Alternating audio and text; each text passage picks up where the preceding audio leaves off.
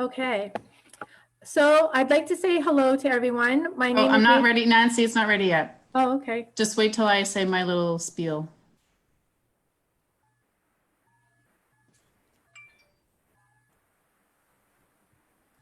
Welcome to today's presentation. I will let Nancy McLaren Kennedy introduce Dr. Valérie Giroux.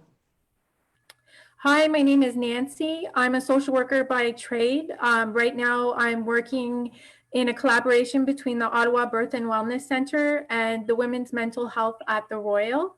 And today, we are very fortunate to have Dr. Valérie Giroux, who was gracious enough to volunteer her time today for us. Dr. Giroux is a medical doctor and psychiatrist who specializes in perinatal mental health. She's worked at the Montfort Hospital for 4 years and is originally from Quebec City. Dr. Giroux studied medicine at McGill University in Montreal and did a residency in psychiatry at Laval University in Quebec. She then went on to do a fellowship in women's mental health with the focus on maternity and the attachment relationship between parent and child. And this was at Western University in London, Ontario. And Dr. Giroux also is the mother of 2 amazing young little boys. So very nice to see you, Dr. Giroux. Hi. Hi. So I'll let Dr. Giroux continue. Hi. So I will present I will present today about perinatal mental health with a focus on depression, anxiety disorder, and also attachment. So perinatal psychiatry is a discipline in psychiatry that the interest is on mental health of mother during pregnancy and the first year postpartum. The goal is to prevent a deterioration of the development of the child and helping the development of the child, the relationship, the attachment relationship between the mother and the child, but also helping those mothers and those family to have a good experience of parenthood and family life. So today I will talk to you about what are the impact of mental health problem on the mother, on the baby, and on the family. We'll discuss the differentiation between baby blues and postpartum depression. Look at the symptoms of major depression during pregnancy and the postpartum year. And also what are the risk factors for major depression during pregnancy and postpartum. Differentiate between normal anxiety of a new parent and anxiety disorder. Discuss the different option of treatment for major depression and anxiety disorder. Discuss about self-care and social support. And finally, we'll touch a little bit on attachment with an approach that is called circle of security. So mental health is really, really important.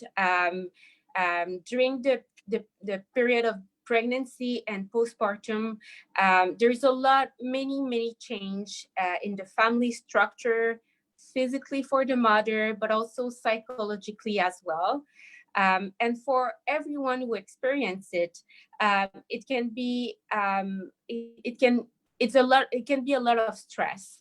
But for people who already have some mental health the problem or who develop it during the pregnancy or the postpartum period, there can be impact on the mom, the baby, and the family.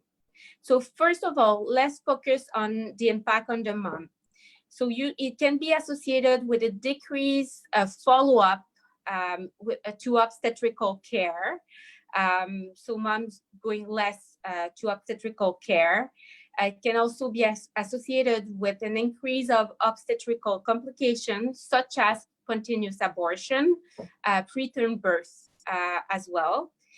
It can also affect the self-image and also the sense of competence of the mom to be a good mother. And also the mom can have more difficulty interpreting the nonverbal cues and the need of the baby, then affecting the development of the baby and the relationship of attachment with the baby as well. The mom can perceive the behavior or the cry of the baby as more difficult than it can be in reality. It can lead to a shorter time of breastfeeding and also an increased risk of use of alcohol and drug, especially for those mom who before being pregnant had in the past that problem. For the baby, those baby can cry more in frequency and duration. Baby feels what we are feeling as parents. If they feel that we are anxious or distressed, they can feel it as well. And so they can cry more and more intensively as well. And it's kind of a vicious circle because it's gonna increase then the distress of the mom and the guilt, the feeling of guilt.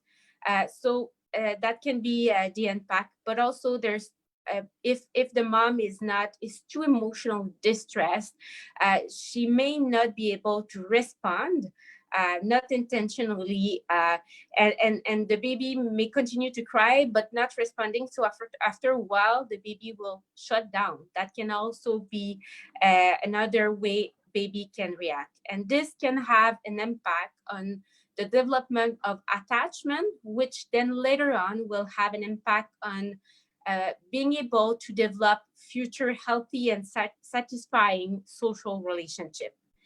The moms who are also experiencing some mental health issue can be so in emotional distress that they will be less stimulating to the development of the baby and can lead to developmental delay.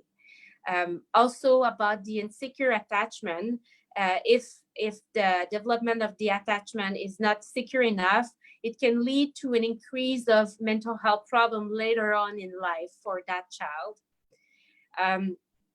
Maternal mental health can also be associated with, as we talked before, obstetrical complications, but also complication in the newborn, such as prematurity, baby of low birth weight, baby that stay at the NICU as well. So for the family, having the mom being have their mental health affected can have difficulty in the relationship with the father and can lead to separation and divorce. We know that at 6 weeks, when the mom have postpartum depression, there's an increased risk for the dad, 2.5 increased risk of having depression as well. And you can imagine the impact that it can have on the baby and the other kids in the family. And if the mom is having a depression or anxiety or any other mental health, it can have an impact on the whole family dynamic, affecting the relationship with the other kids. So now we're going to talk about the differentiation between baby blues and postpartum depression. Baby blues and postpartum depression are really different. They're two separate identities. Baby blues is what the majority of women have after they deliver. And that is due to the big drop of hormone from 1,000 to 1 in the ratio of hormone, sexual hormone after giving birth. And that happened in few hours to few days. And that big drop of hormone have an impact on the substance of the brain for good mood and decreased anxiety. So it leads then to mom being very emotional, sad, more fatigue. And so women will describe, I cry, but I don't know why I'm crying, but I'm crying like for no reason. But this does not have an impact on their functioning. So does not have an impact on their ability to take care of the baby or take care of themselves. So they're still able to do that. This usually can happen after a few hours of delivery, but usually typically within the first 72 hours. And typically after 2 to 3 weeks, it resolves on itself. So it closely decrease it every day, and maximum to 4 weeks after giving birth. So every woman can have it at variable intensity. So if we have a mother who before having any kids always had a personality very intense emotionally, of course that's going to be more intense than someone who used to be very steady in her mood. So that's going to be variable intensity. And the treatment is really time having support as well. So depression during pregnancy and postpartum, personally, the depression in postpartum is different with baby blues, that in the sense that it affects the functioning. So the ability of taking care of yourself as a person, but also of your baby. So in 50% of the time, it begins before the pregnancy or during the pregnancy. So around 10 to 20% of women in the general population will get depression during that period of time. It's in the postpartum period, the maximum will be around the first 3 months after giving birth. We call it postpartum depression when it's during the first year after giving birth. So postpartum is after giving birth. The presentation, it's really similar to a depression at any other time of the woman's life, but the difference will be there's more anxiety in the presentation. So a lot of preoccupation about the health of the baby, the care of the baby, a lot of doubt about her own competency about as a mom. The mom can also have thought or image that are very intrusive of her hurting the baby, which gives a lot of distress to the mom and a lot of feelings of guilt and shame as well. And so it's very important as a health professional to ask if the woman has that. It's very typical of depression during that period of time. It's called in our psychiatric language Phobia Depression. I'm not sure about it's a type of obsession, and so it's obsessive, meaning that it's coming often and it's really distressing. And when we ask that and the women say yes, we see like there's it relieves a lot of heaviness on their shoulder. So it's really important to ask. There's also often missing a little bit of support from the partner, or a perception that there is missing support from the partner. The woman can also have suicidal ideation, or more often what I see is that women want to go away without their kid, just to have their life as it was before, because it's too overwhelming, too distressing. And again, that's something that we need to ask, because asking that and like say that it's part of the postpartum depression, it's relieving a lot of tension on their shoulder. Rarely women have hallucinations, or hearing voice, or see things that other people don't see, or having delusion also can happen. If the mother has, or anyone have suicidal ideation, it's really important to talk about it to someone. And if the person has suicidal ideation with a plan and intention of doing it, it's really important to talk about it to a health professional, a doctor. And also there's the crisis line in Ottawa that is open 24 hours a day, 7 days a week. And the number, I will try to say it slowly, it's 613-722-6914. So 613-722-6914. Postpartum depression can also affect the dad. And it's about 10% of the dad who will have postpartum depression. Usually it will happen between month 3 to 6. And as we said before, if the mom has it at 6 weeks, there's 2.5 more chance that the dad will have it as well. And that the impact on the child will be higher, obviously. For men, the presentation of depression can be different. It can be more emotional detachment and more neutrality in affect and in mood, and more irritability can have, there can be violence and increased consumption of alcohol and or drugs. Now we're going to talk about what are the risk factors for having a depression during pregnancy and postpartum. Usually when I diagnose someone with mental health problem, I usually explain them what, for that particular individual, what are the causes of that mental health problem. So I explain it with a draw of a chart with 3 big portions that are variable size according to the individual. One portion is for the biological cause, and the other portion is for the psychological cause, and the last portion is for the social cause.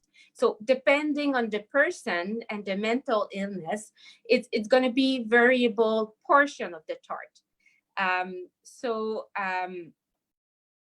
for, let's say for depression during that period of life, if we look at the portion, the usual portion of biological cause that can lead to depression, there is, if the woman has a depression in the past, or bipolar disorder, had the diagnosis of it in the past, if the woman had a diagnosis in the past of anxiety disorder, or if in their family the woman had depression during pregnancy or the postpartum or the postpartum period, or the anxiety disorder during that period of time as well. Also, if the woman had, before having kids, any physical problems or any complication, obstetrical complication during the pregnancy or at delivery, it increased the risk. There is also if the delivery has been perceived as traumatic. And I say perceived because it's really subjective to the person, because a delivery can be perceived traumatic for someone, but not for another person. And also, if a woman has a very severe premenstrual symptoms, that also increase the risk of having depression in that period of life. For the psychological portion of the chart, pregnancy and the postpartum period are period of big changes. So not only the person is changing, the mom is changing physically, but also she is changing psychologically, because she's gonna have to question herself about what kind of mom she want to be. And to do that, she will have to look about what it was her past or childhood, and what were the model of parent that she had, and to be able to construct her own idea of what kind of parent she want to be. So of course, if she had a very traumatic childhood, it will have an impact on increasing the anxiety during that period of questioning and construction of identity. So women who had, or any new parents who had traumatism in their childhood are more at risk. Women who have a difficult relationship with their parents, particularly with their mom, will be more at risk. And for the dad, it's the relationship mainly with their father. Women who, before getting pregnant, had any traits or personality disorder are more at risk. And also, there's some women that have a very idealistic idea of what is pregnancy, what's going to be the delivery, or a very idealistic and also fixed idea about pregnancy, delivery, breastfeeding, and also parenthood. It's the difficulty to be flexible in what options also that can be different, because pregnancy, delivery, and all these period of life are in a period that you don't have really a control of what's going to happen, and having difficulty to be flexible on it can bring a lot of negative emotions, and having a very idealistic idea of what you want can also bring a lot of frustration and deception.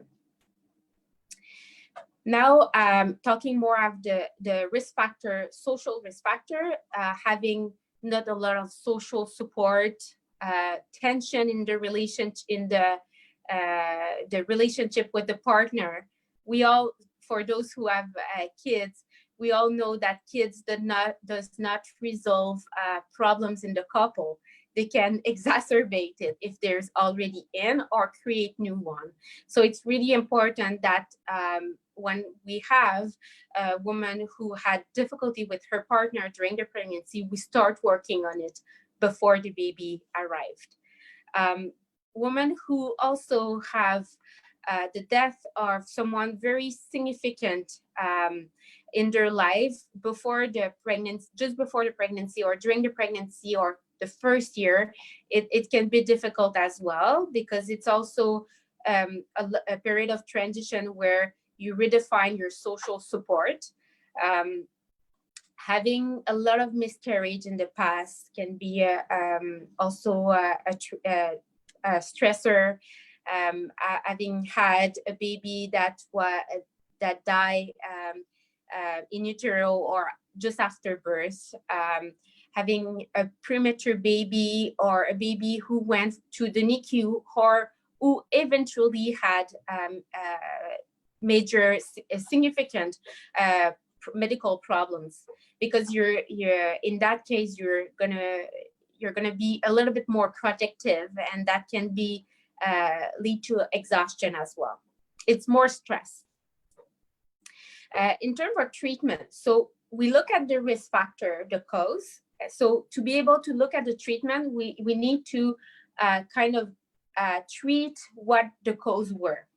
So if we look from a biological perspective, we know that depression is due to missing some substance in the brain that are responsible for anxiety and also decreased mood. So those substances are serotonin, norepinephrine, and dopamine. During pregnancy, and there is a big increase of hormone, feminine hormone, and that can have an impact for more so to certain women who are more susceptible to it. There's also in the postpartum period, as we talked previously, there's a big drop of those sexual hormone, and that's also very difficult, especially for some specific women. What are the treatments? So there is, of course, there's medication for those for depression that are moderate to severe.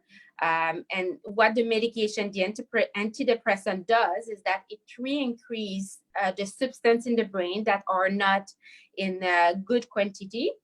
But there is also other non-pharmacological approach that can be used in the moderate to severe with the medication, but should be used as well in the light to moderate severity of depression.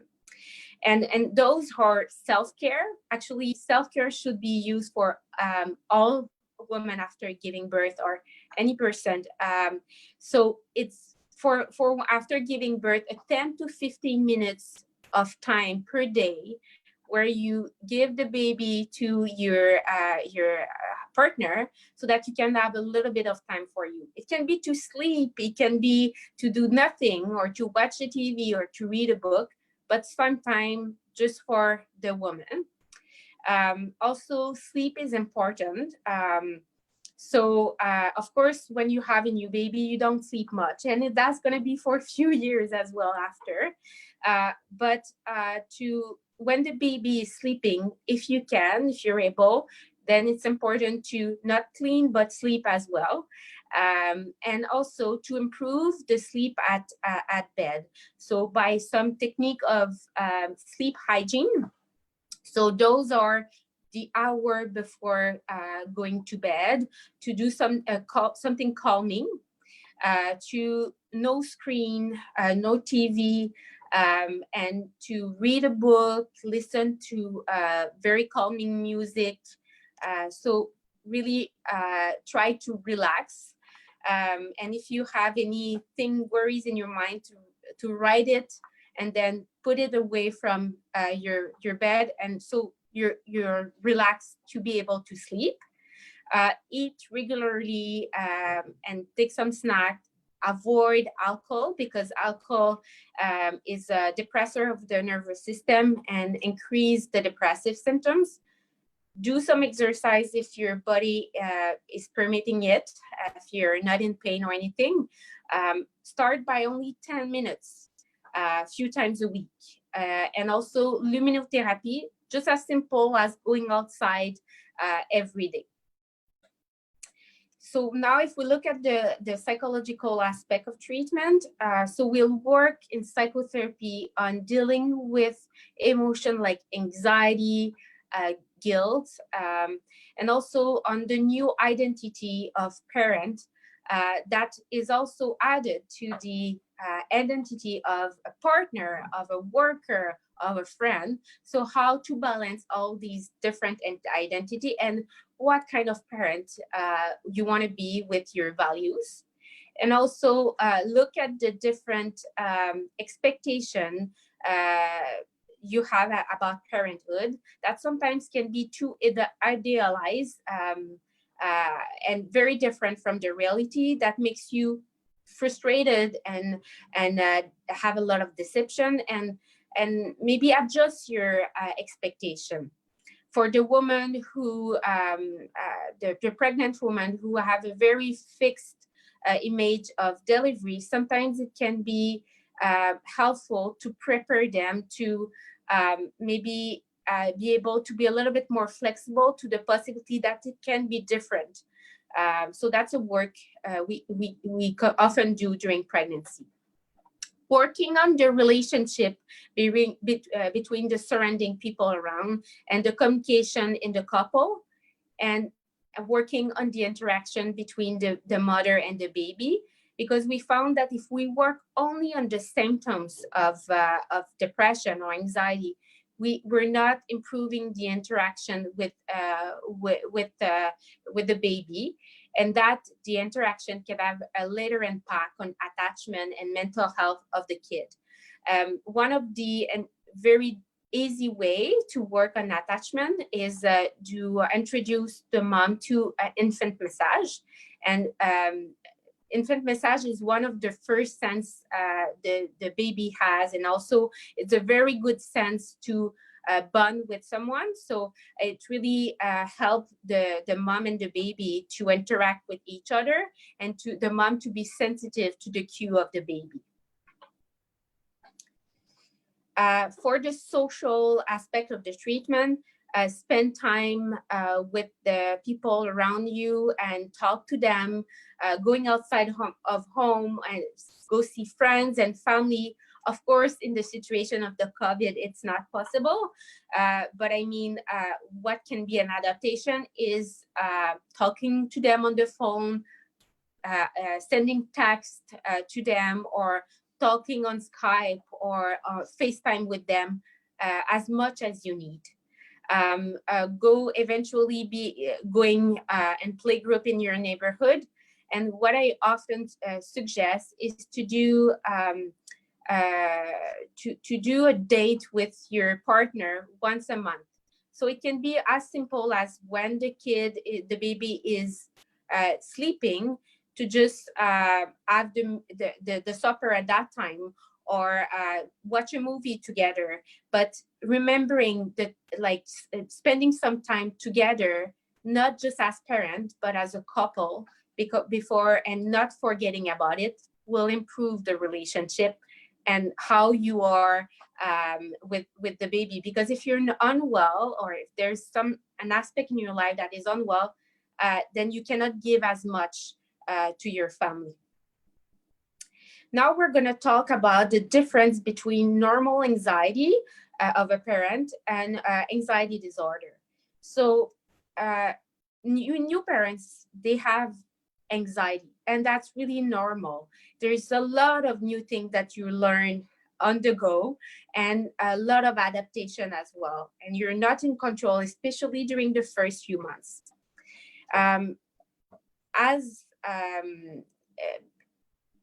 So anxiety is a very complex emotion, and there's a manifestation that are physical, like people have palpitation, they have tremor, or they can be they have also psychological manifestations such as anticipating, and also have a tendency to catastrophize. It's also an emotion that is very close to being scared. When you're scared about, it's an emotional reaction to a real danger, like if you have a tiger in front of you. The anxiety is an emotional reaction to something that is potential or imaginary. So, and we all know that fear is an emotion that was very useful throughout evolution. We survived because of it. But also anxiety can be useful sometimes. It helps us be prepared to our exam. In the past, it helped us to finish work more rapidly or to solve a problem. So it's something that we need to listen in our body and mind, and be and work with it so that we can solve problems. But when you always in that emotion, when someone is always in that emotion and it's really intense, and that there's a lot of distress, and it affects their sleep, their everyday life, and their concentration, then it's when we call that is an anxious disorder. So anxious disorder are actually more frequent in prevalence than than depression during pregnancy and postpartum.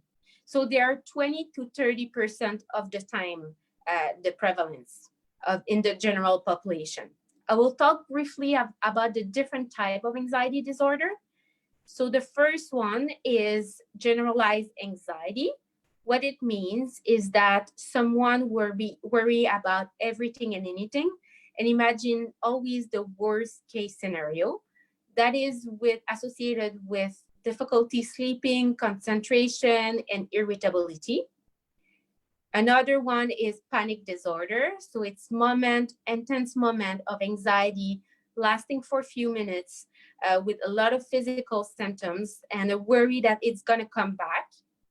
Another one is called obsessive compulsive disorder, and it's obsession. So thought or image that the person has in their head that brings a lot of anxiety, but they are not able to remove it, and can be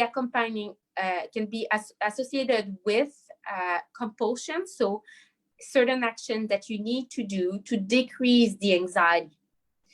Another one is called social phobia. So it's anxiety in the presence of other people, which lead to avoidance and a lot of distress if it happens. So some people don't leave their house. That's really bad. It's very difficult for them, and they suffer from social isolation. Another one is post-traumatic disorder, and that happened when someone had a traumatic experience, and there's remembrance of the traumatic experience with flashback and nightmares, and that it changed. The person feels more anxious and more emotional and less hope in the future when that happened. A very traumatic delivery can lead to post-traumatic syndrome. Just in the DSM-5, obsessive compulsive disorder and post-traumatic stress disorder are not considered to be an anxiety disorder, but a different section. But it's just for the matter of this speech, I just wanted to talk a little bit about it. So in terms of treatment, if we look at the biological aspect, we know that for the cause, we know that anxiety disorder are due to a decrease of certain substance in the brain, so serotonin and norepinephrine. And what can help? So again, if we have moderate to severe anxiety disorder, we should go to antidepressant to increase that quantity of substance. If we have light to moderate, and even if we have moderate to severe, we should also add non-pharmacological treatment, such as self-care, the 10 to 15 minutes to self, exercise 10 minutes, and also avoid substances that can be stimulating, such as caffeine, such as coffee, tea, and energetic drink.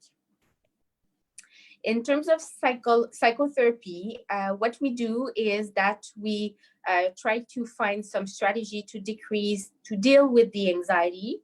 And also we work on deep breathing. We also work on the tendency that some women can have on being very, very perfectionist and having high expectation towards themselves.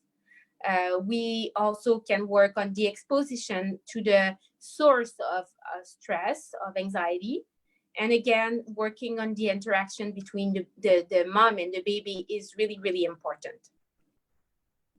So in terms of social treatment, it's the same as for depression. So talking with people that are close to you, trying to go outside and see your family and friends, or Skype and FaceTime and phone during the COVID time, going to play group and spending some time with your partner. So I will talk about self-care, because if you have, even if you don't have any mental health problem during that period, or it's really important to do it, because it's a very stressful time for a new mom. And if you don't take care of yourself, you may be at risk of having some mental health issue. So eating 3 meals a day and snack is important, doing some exercise, going outside walking, or any other exercise. Trying to make sure that you sleep well, and using the sleep hygiene techniques that we talked previously if you have difficulty sleeping. And also spending some time for yourself, ask for help, having some friends that you can, or family that you can call if the baby is crying for hours and you feel in distress and crying. Having someone to talk and to have support is really important. So now we're going to talk about the relationship between parents and kid and the kid, the baby, very briefly. So to introduce the relationship, I will talk about some concept. So first of all, temperament. Those who have more than one kids know that every baby are different. They can have very different temperaments. So the temperament is because of how the brain is wired, how the different structure or what are the quantity of the substance in the brain are, and that will define how the temperament is. So there's some baby that are very calm, other that are very more intense and crying a lot. And so as parents, we need to adjust to their different needs depending on their temperament. Sometimes it can be harder because of our own personality. And so we will have to work on ourselves to be able to do that, and making sure that we have enough support. Bonding is the relationship that develop between the parents during pregnancy, and that continue the relationship that's developed also during the first year of life. Attachment, it's the relationship between the parent and the kid to the parents, so two sides that develop during the first year of life. And I always say that kids that are a little bit more intense to develop, so the goal of the attachment is to develop a secure attachment. And we'll talk a little bit more about what's a secure attachment. I will say to parents who have more difficult temperament baby, so a little bit more intense, that because of that intensity, it requires so much for the parent that sometimes it can take a little bit more time. So maybe at 2 to 3 years old that you are able to develop a secure attachment with your kids. So it's never too late. It's just a matter of working on it. So attachment, it's the particular relationship, special relationship, ideally of security that you develop between the kid and the parent. And so the primary relationship of attachment is with the parents. But of course, with time, it's going to evolve to be other people. So right now, your relationship, your primary relationship of attachment is probably not your parents. It's the first person you think when you want to discuss a very difficult thing that happened in your life, or a very positive thing that happened in your life. What is secure attachment? So secure attachment is based on the fact that you have repeated experience of with a parental figure that is sensitive, that respond consistently and in a coherent way, that does not overstimulate, that is able to help the kid to stabilize them when they're emotionally intense. The baby, so when the baby is secure, is that they are able to go explore autonomously when the figure of attachment is there, but then go back to the parent when the baby has a malaise or is having an emotional meltdown. So it's like a dance. So the baby is able to go play, but also come back when needed. So what it leads when a baby is secure is that it will lead to an adult that is confident in themselves and confident in others and trust people and is able to have a loyal relationship with others that are satisfying. So I present a lot to the woman, the circle of security, because it's a very simple and graphic way to explain what is secure and attachment and how we can also permit it. And I usually show it to moms during their pregnancy so that they can start think about it. And especially if I see that some aspect can be difficult, then we can work on it. And afterwards, when the baby is born, we can work as well on the model. So it's a circle. And the first part is that when the baby is ready to explore, is to let them explore. And then when the baby needs time to calm down, or needs to set the limit, or need to or have pain, you're there for them. So you receive it. So it's kind of two-hand. And so you can see that it's if we have an anxious woman, she may have difficulty being able to let the kid explore, so the first hand. But if you have a woman that is in a lot of emotional distress and depressed, she may have difficulty to be there for the kid when they need to calm down. So something really important to keep in mind is that it's not possible to be perfect, and actually it won't be good for the kid as well, because it's too idealized. So what we need to do to have a secure attachment is to do, in 30% of the case, do it perfectly. In 30% of the case, do it with mistake, but correct it and excuse ourselves to the kid. And in 30% of the time, we do make a mistake, and we don't know that we did a mistake, but and we don't correct it. So the what is important is not to be perfect parents, but to be good enough parents, and to be sensitive to their needs, and mindful of what in us can make the relationship with the kid difficult sometimes. So in perinatal psychiatry, we do a lot of intervention to favor attachment. And how do we favor attachment? We need to increase the interaction. So the number of time we spend interacting with the kid. So if we have 2 kids, making sure that they have individual time with a parent.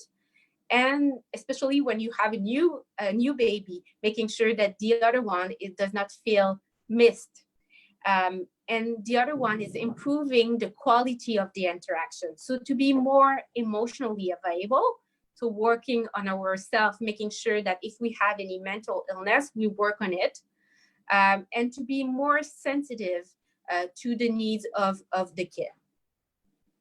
So one thing that if we want to be more available for the kid, we need to know sometimes we act as parents reflexively from what our experience of the past when we were kid.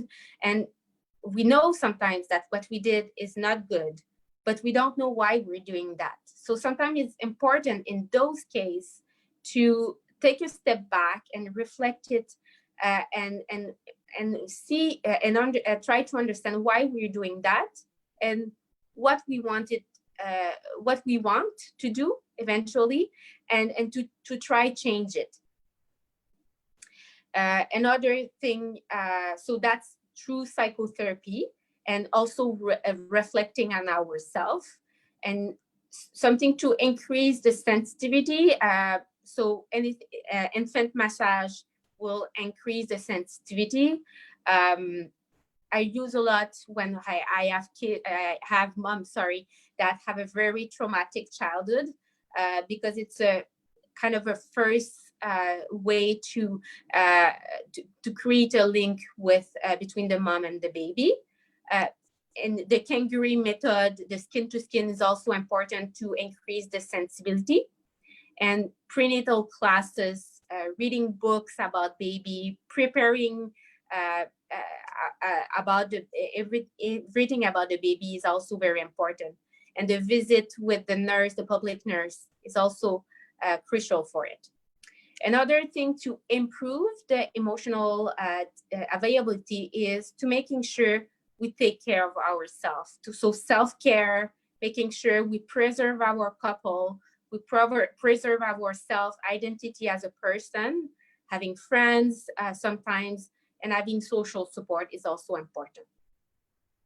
So I'm just going to finish on saying that there's too much women who suffer from postpartum depression and depression during pregnancy, and also anxiety disorder during pregnancy and postpartum. And I think too much do it in silence. I think we need to talk about it more. We need, so women who had it in the past need to talk about it so that they can share their experience, and women need to consult more and to take care of themselves and their family. Thank you. Thank you, Dr. Giroux. Can you hear me? Yeah. Yeah. Okay, perfect. People can start to type their questions as they have them. The first question that we have is, if a person suspects that they have postpartum depression, how can they connect to a professional? So first thing is to go see their family doctor, so they can see their family doctor or their midwife. And then if the family doctor or the midwife feel comfortable, they can treat it, or if they not, they can refer to the perinatal services that we have in the Ottawa. So there is some service at TOH, but also at Montfort. Okay, thank you for that answer. The next question I have is, what should I do to help a mother that tells me she has anxiety? What can I suggest to her? So it's very important to be there for her. So to be like a support ear to be there for her. So that's very important. To be able to making sure that she does some exercise, because that can relieve a lot of tension, and that she go outside as much as possible. But if she feels that it really has an impact on her everyday functioning, then she needs to see a health professional about it. Okay, thank you for that answer. I have another question. Is it true that postpartum depression often starts at 9 weeks or after? Well, it's usually starting in the first 3 months, but it can start at any time during the first year as well. So it's very variable from one woman to other, but most certainly, usually it's more frequent in the first 3 months. Okay, thank you, Dr. Giroux. Can you talk a little bit more about intrusive thoughts and tell us more about, I guess, what a person can do when they have intrusive thoughts and when to know when to seek help about that? Okay, so I guess the person is asking, and I just want to make sure, she's probably asking about intrusive thought of hurting the baby. So when those intrusive thoughts are present, it's really they bring a lot of distress. So it can be important to maybe ask for support around a partner or someone to having some time to calm down, maybe to take the baby for a few minutes and calm down, maybe do some deep breathing to try calm down, and then come back if with the baby. But if those intrusive thoughts are present often, I think it's important to speak with a professional because those are symptoms of postpartum, very typical symptoms of postpartum depression, and need to be addressed and treated properly. Okay, thank you, Dr. Giroux. There's another question. If someone had postpartum depression with the birth of their first child, does that mean that they will have postpartum depression with subsequent births?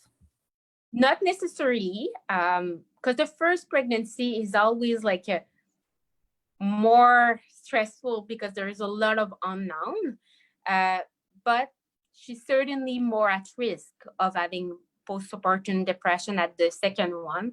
So I have a lot of consultation that for women who had it in the past, and they just want to make sure that they stay stable because it was a very difficult experience in their life. And that's fine. One of our work is preventive. Thank you, Dr. Giroux. Can you tell us more about how a person could tell whether they had the baby blues versus postpartum depression? So the big difference between the two is that with baby blues, you get more emotional, but you're still able to sleep, eat, function, take care of yourself, take care of the baby, do your thing. You're just more emotional. And there's no like suicidal ideation with it. It's just you're more emotional.